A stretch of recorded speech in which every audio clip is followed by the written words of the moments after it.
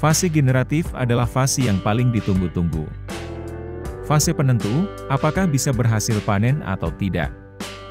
Seperti yang juragan tahu, pada fase ini, jenis pupuk yang paling banyak kebutuhannya adalah pupuk kalium. Walaupun kita juga tidak bisa lepas dari kebutuhan pupuk fosfat agar tanaman bisa produktif dengan lebih banyak bunga.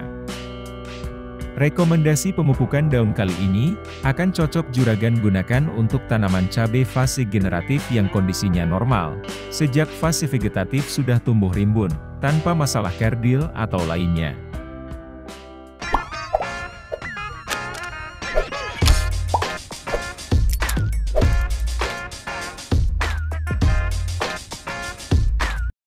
MKP, pupuk kimia yang ramai digunakan karena hasilnya yang instan.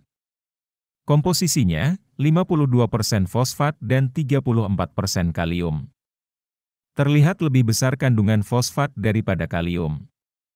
Saat ini harganya masih di sekitar 53.000 per kilogram.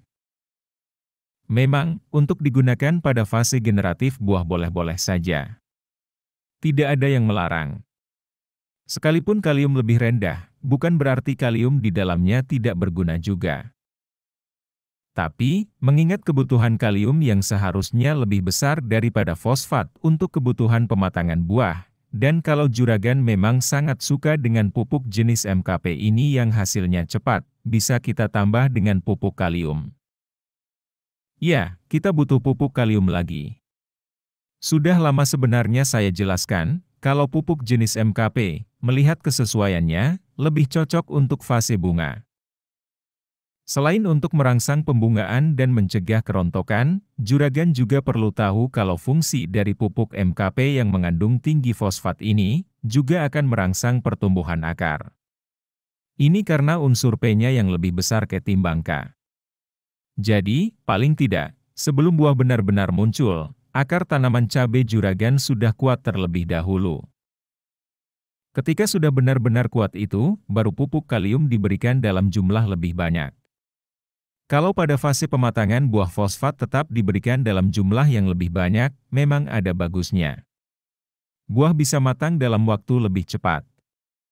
Tapi jeleknya, buah yang matang itu ukurannya kecil-kecil. Cepat panen tapi hasilnya kecil, rasanya belum bisa dikatakan panen raya.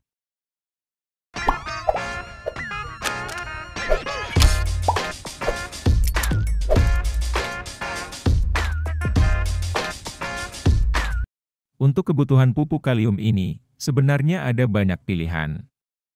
Tapi kita usahakan pakai kualitas terbaik. Misalnya dengan kalium nitrat atau kalium sulfat. Hanya saja, jika dua pupuk itu dibandingkan, harganya lebih mahal kalium nitrat atau yang sering kita sebut sebagai pupuk KNO3 putih. Sebab dalam pupuk itu ada nitrogennya juga. Sementara kebutuhan kita di sini, yang penting ada kaliumnya. Kalau hijau daun dari tanaman sudah bagus, nanti hanya perlu dijaga saja klorofilnya dengan pupuk lain. Bisa dengan pupuk mikromangan, yang dapat menjaga sintesa klorofil. Juga sebagai aktivator beberapa enzim respirasi, dalam reaksi metabolisme nitrogen dan fotosintesis. Kalau uang juragan kelewat banyak dan mau pakai KNO3 silakan saja. Harga pupuk MKP saja sudah lumayan. Tapi untuk menghemat, kalium sulfat cukup untuk kebutuhan pupuk daun. Harganya sekitar 22 ribuan per kilogram. Kalau dalam contoh pupuk kalium sulfat tadi, kandungannya terdiri dari 52% kalium dan 18% sulfur. Di mana sulfur ini juga berfungsi untuk membantu dalam proses pembentukan hijau daun, membentuk senyawa minyak yang menghasilkan aroma, dan menghasilkan protein, asam amino, vitamin, minyak, lemak, dan enzim. Kalium sulfat juga sudah bebas klor. Walaupun memang ada kekurangannya, pH dari pupuk ini sangat rendah. Tapi tidak masalah kalau disemprotkan lewat daun. Bagaimana jika ada tetesan yang mengenai tanah? Tinggal lakukan pemupukan kalsium saja. Sekalian untuk membuat tanaman tetap kokoh juga.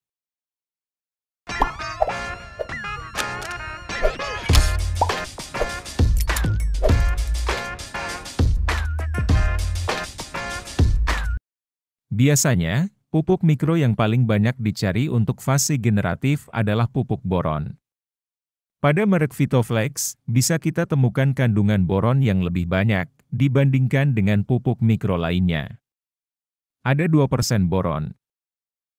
Boron ini nantinya membantu mengoptimalkan pertumbuhan tanaman dan perkecambahan serbuk sari sehingga proses penyerbukan akan menjadi lebih baik dan produksi tanaman yang dihasilkan juga baik. Selain hara boron, ada 7% mangan, 5% zinc atau seng, 2,5% besi, 2% tembaga, dan 0,1% molibdenum. Harganya per bungkus sekitar 3 ribuan. 3 jenis pupuk yang sudah kita review tadi, pemakaiannya dicampur dalam satu tangki spray.